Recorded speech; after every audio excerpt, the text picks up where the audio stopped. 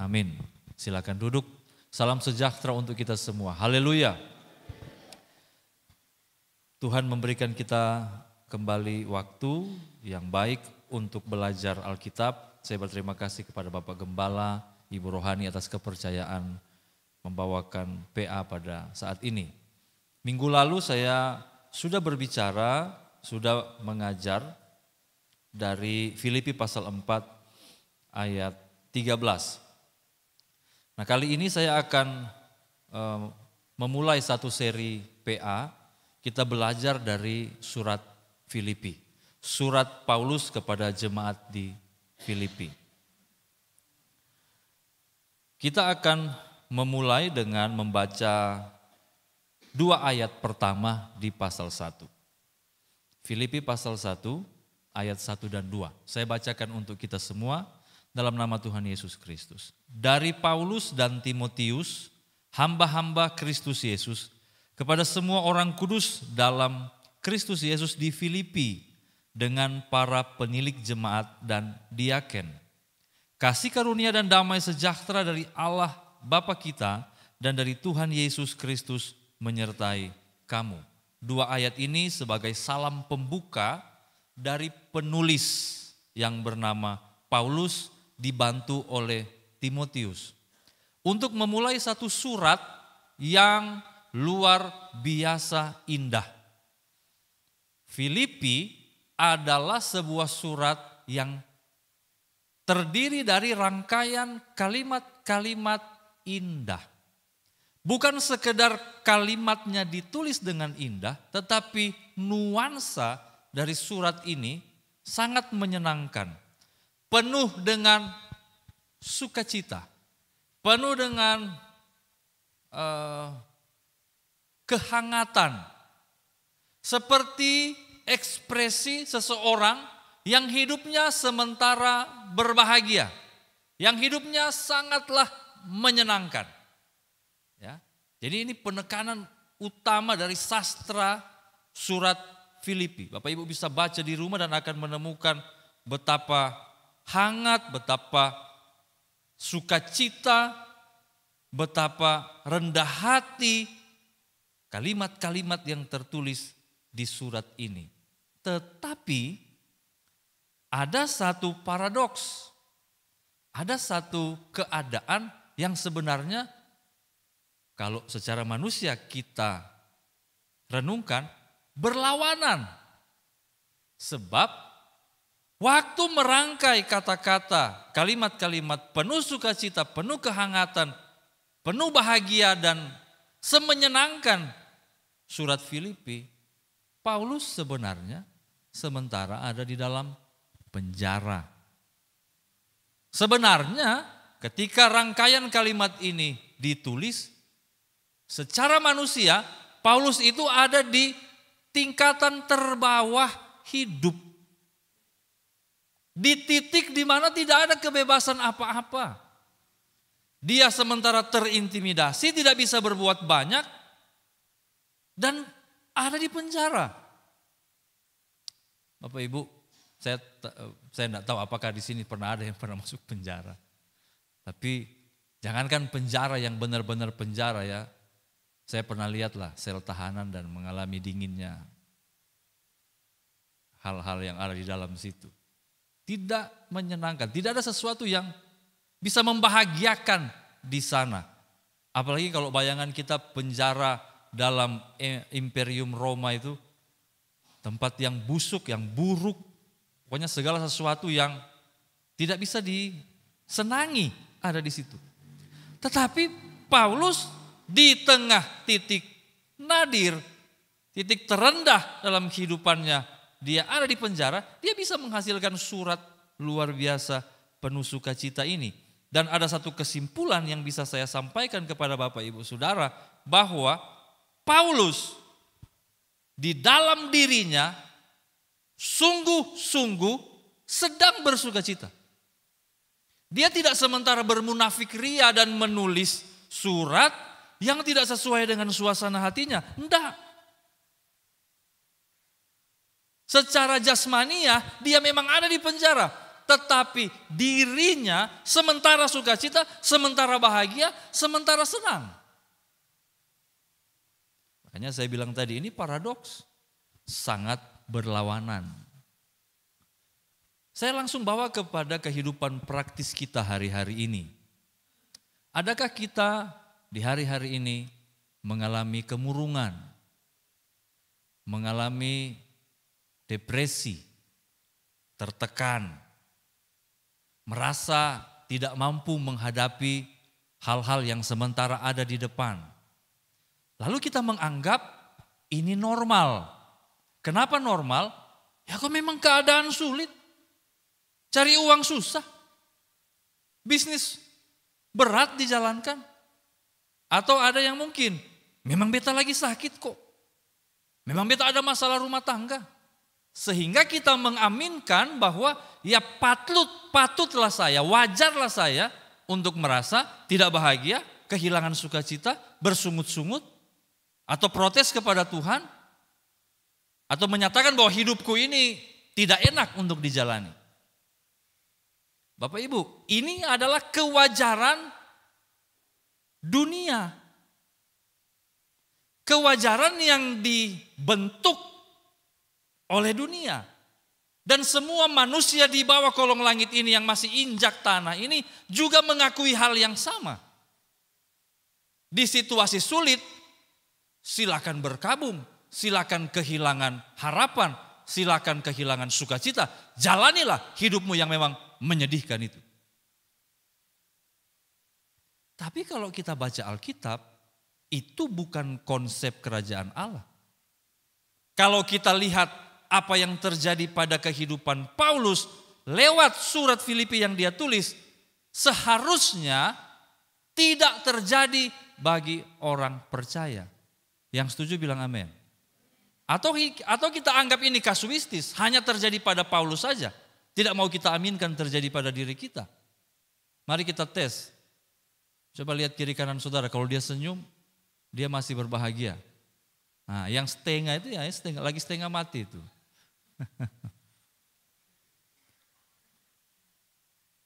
Bapak Ibu, saya juga kalau mau angkat ini sebagai PA ya akan balik ke saya, saudara.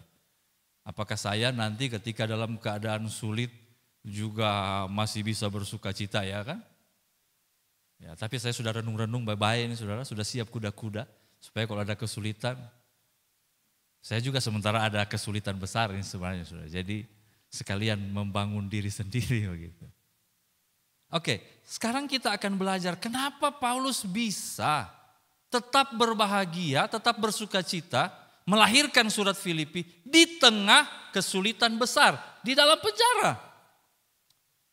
Pelajaran ini akan sangat banyak sekali karena Filipi ini beberapa pasal, tapi saya akan ambil kali ini tips dari kehidupan Paulus, kenapa dia bisa tetap bersuka cita di tengah kesulitan. Beberapa hal. Bapak Ibu kita lihat sama-sama ya, kita belajar sama-sama lalu kita praktekkan dalam kehidupan kita. Siapa tahu abis ini semua kemurungan kita bisa selesai oleh kuasa Tuhan. Amin. Yang pertama, dimulai dari cara Paulus melihat hidup. Ayo kita buka Filipi pasal 1.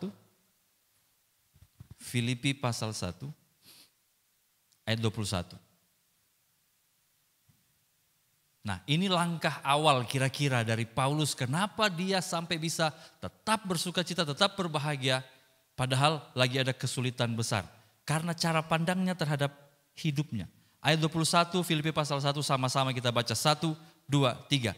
Karena bagiku hidup adalah Kristus dan mati adalah keuntungan. Ayat emas pas kita mau ibadah pemakaman atau apalah mengenang orang yang meninggal dan segala rupa.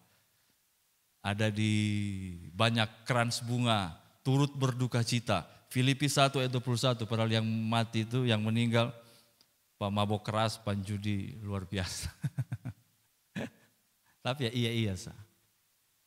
Sebenarnya ayat ini tidak ada hubungannya dengan mau mati atau mau hidup, bukan itu. Tapi di sini melukiskan cara Paulus memandang dirinya.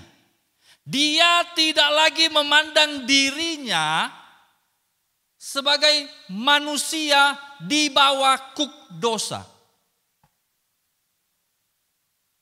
Karena kalau kita belajar dari Alkitab, sebenarnya manusia itu diciptakan sedemikian mulia, ditempatkan di Taman Eden dengan kehidupan yang indah, yang baik, yang full disupport oleh kelimpahan berkat kerajaan Allah. Tapi oleh dosa, karena berdosa ditendang keluar dari Taman Eden dan harus mengalami hidup yang menyedihkan.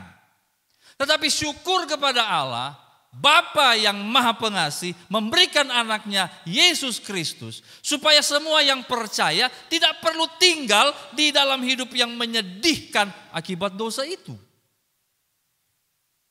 Sehingga semua akibat dosa, semua dampak dosa, semua kutuk dosa sudah dilemparkan untuk ditanggung oleh Kristus. Ini sama kayak Ari mau lempar beta, mau pukul beta, lalu Marlon dari samping bilang, jangan, dia bapele begini. Sebenarnya Ari mau tonjok beta nih, iya, baru Marlon bilang, no. Dan Marlon kena, bah. Saya tidak kena. Tapi pukulan Ari itu harus sampai. Saya tidak kena, tapi akibat dosa harus sampai. Nah, supaya hukum akibat dosa itu harus terpenuhi, maka harus ada orang yang bapele. Marlon yang kena. Saya dan saudara harus binasa, harus mengalami hidup yang menyedihkan. Tapi supaya saya dan saudara tidak ada di hidup yang seperti itu, supaya saya dan saudara bisa hidup bersuka cita, berbahagia di semua situasi, Kristus bapele. Dia korbankan dirinya. Dan dia yang kena, bang, salib, mati, lalu bangkit. Sehingga saya dan saudara berkemenangan. Maka waktu kita lihat hidup kita, jangan lihat hidup yang masih di bawah kuk dosa. Kalau ketong lihat terus begitu, beta nah begini, sebenarnya beta ya katong dari kampung nih mah, ya katong begini, ya. Yayu Basuki pemain tenis. Paulus enggak, dia bilang, oh hidup Kristus. Hidupku bukannya aku lagi, tapi Yesus dalamku. Hidupku bukannya aku lagi, tapi Yesus dalamku. Tahu lagunya? Yesus hidup dalamku. Hidupku bukannya aku lagi, tapi Yesus dalam. Saudara, kita ini punya penderitaan, punya pergumulan. Belum ada seperberapa dari apa yang sementara dialami Paulus. Belum. Kita punya perjuangan pelayanan berdarah-darah. Kita punya perjuangan untuk menghidupi rumah tangga keluarga berkeringat. Belum apa-apa dengan apa yang dialami oleh Paulus. Yang waktu dia jelaskan, aku tahu apa artinya kelimpahan. Aku tahu apa artinya kekurangan. Aku pernah dilempari batu. Aku pernah dirajam. Aku pernah masuk penjara. Segala macam dia sudah tanggung. Tapi tidak ada dia mengeluh, saudara. Bahkan di Korintus dia menyatakan, aku tidak menuntut hakku sebagai hamba Tuhan. Hak untuk membawa teman seperjalanan. Hak untuk, itu maksudnya punya istri begitu. Dia tidak tuntut, kecuali Om Henrik harus tuntut. Hak untuk punya penghasilan dari pelayanan, dia tidak tuntut. Bahkan jemaat yang dia layani lupa kasih dia berkat, dia tidak tuntut. Paulus sampai begitu, saudara. Coba besok sudah jadi pendeta, habis khotbah Bapak Gembala hanya kasih 5M, makasih. Pulang, pasti pas sampai di rumah itu, Gembala pelit, amplop dia lupa kasih. Kalau Paulus tidak. Karena dia sudah menganggap bahwa hidup yang sementara dia jalani ini, hidup adalah Kristus. Haleluya, haleluya. Saya mau tekankan sekali lagi, penderitaan yang sementara kita alami, kesulitan yang kita alami, belum apa-apa. Karena itu, tolong alihkan pandangan kepada Kristus. Bahwa aku bernafas di dalam Kristus, aku berjuang di dalam Kristus, aku melayani di dalam Kristus. Hidupku bukan aku lagi, tetapi Kristus. Dan dampaknya adalah segala sesuatu dapat kutanggung di dalam Dia yang memberi kekuatan kepadaku. Mari kita baca itu. Saya sudah bahas minggu lalu. Filipi pasal 4 ayat 13. Filipi pasal 4 ayat 13. Saya tidak bahas lagi soal ini.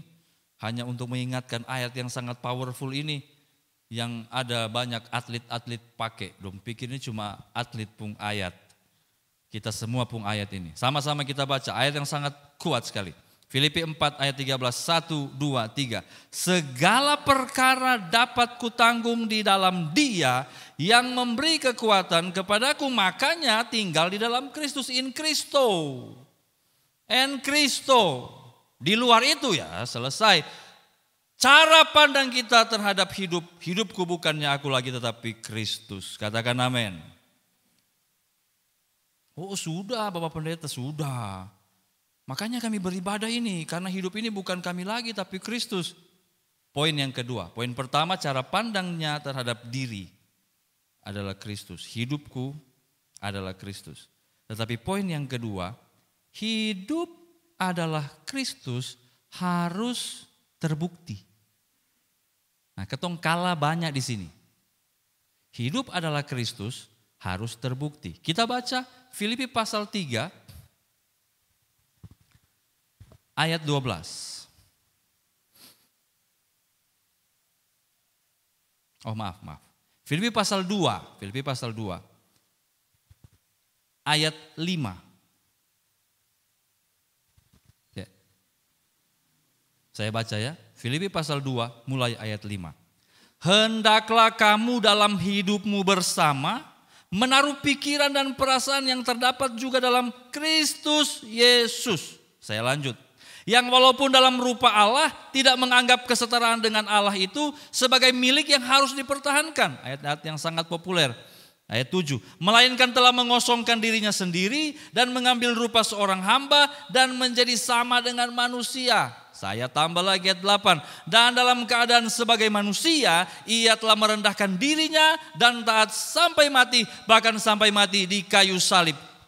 Waktu pandangan kita menyatakan bahwa diriku bukan milikku lagi, hidupku bukan milikku lagi, tetapi Kristus, hidup adalah Kristus, maka dia harus terbukti dari keseharian. Dari kehidupan sehari-hari. Perjuangannya ini di sini, beta pun KTP Kristen, iya. Tapi apakah pola hidup kita sesuai dengan pola hidup Kristus atau tidak? Perhatikan kalimat-kalimat ini. Dalam hidup bersama menaruh pikiran dan perasaan yang terdapat juga dalam Kristus Yesus. Sementara kita punya ego. Kita punya pikiran sendiri, kita punya perasaan sendiri. Kita mau atur kita pun diri sendiri. Saya berulang kali sampaikan ini, yang paling sulit selama saya ada di sekolah Alkitab, yang paling sulit untuk mendidik anak-anak di sekolah Alkitab adalah mengubah pikiran. Mengubah perasaan. Diatur, harus begini, lu itu begini yang bagus, begini bagus. Tapi kan beta suka begini nah, beta mau begitu nah. Walaupun tidak diungkapkan, terlihat dari kelakuan. Tidak mau dididik. Tidak mau berubah.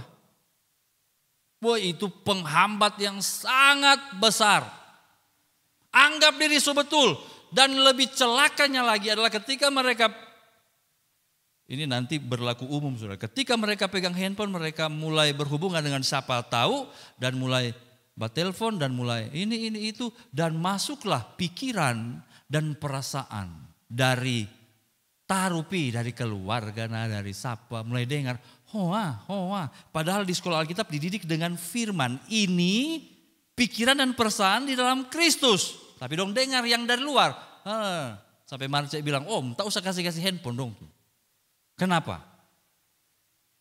Aneh, setiap kali pegang handphone, anak ada baik-baik, satu kali pegang handphone, dia pun besok berubah. Begitu. Pengalamannya. Dan kita ini sering sekali terbuka dengan cara berpikir yang salah. Kita menjadi orang-orang yang open minded terhadap cara berpikir yang keliru. Kepada perasaan-perasaan yang keliru. Dan itu mendikte kehidupan kita. Jangan saudara, kalau saya dan saudara hidup ini adalah Kristus, maka pikiran dan perasaan kita juga disesuaikan dengan apa yang terdapat dalam Kristus Yesus. Boleh bilang amin? Haleluya. Waktu kita berdoa, saya yakin kita semua suka berdoa. Coba lihat kiri kanan, yang senyum suka berdoa.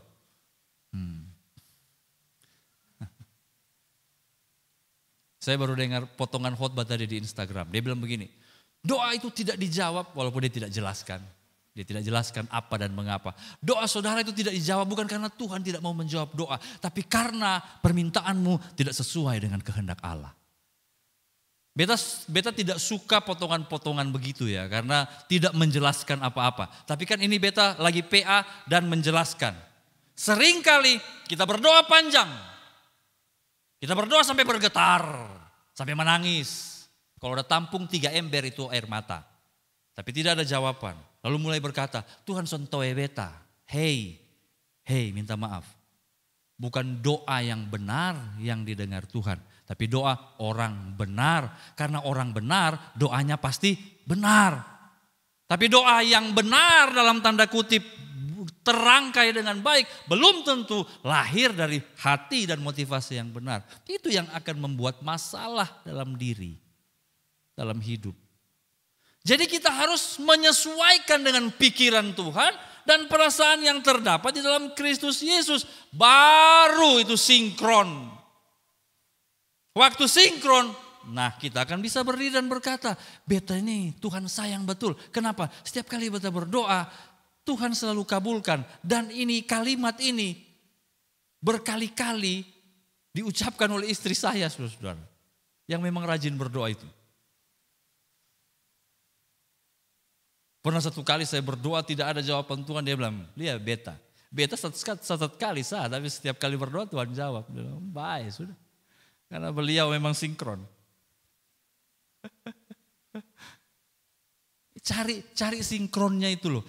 Terus di mana kita mendapatkan pikiran dan perasaan yang sesuai dengan yang ada di dalam Kristus Yesus? Firman. Ini dia, jangan lari dari sini. Tak usah terlalu banyak kreativitas. Kalau soal pikiran dan perasaan di dalam Kristus, tidak usah banyak kreativitas. Mulai cari versi ini, versi itu, gereja ini, gereja itu, pendeta ini, pendeta itu. Aduh, balik sudah di Alkitab. Baca ini Alkitab. Baru selami pikiran dan perasaan yang ada di dalam Kristus Yesus. Paulus bikin ini. Makanya dia tidak terlalu ngotot, dia tidak stres, saudara-saudara. Kesulitan-kesulitan kita kan ini kan banyak juga di pikiran dan perasaan, stres. Kita lihat hasilnya. Kayaknya saya berhenti di poin ini saja. Filipi pasal 2 hasilnya. Filipi pasal 2 ayat 9 saya baca. Itulah sebabnya Allah sangat meninggikan dia dan mengaruniakan kepadanya nama di atas segala nama. Supaya dalam nama Yesus bertekuk lutut segala yang ada di langit dan yang ada di atas bumi dan yang ada di bawah bumi. 11. Dan segala lidah mengaku Yesus Kristus adalah Tuhan bagi kemuliaan Allah Bapa. Pikiran dan perasaan seperti yang terdapat dalam Kristus telah membawa Kristus kepada kemenangan yang tidak bisa digugat.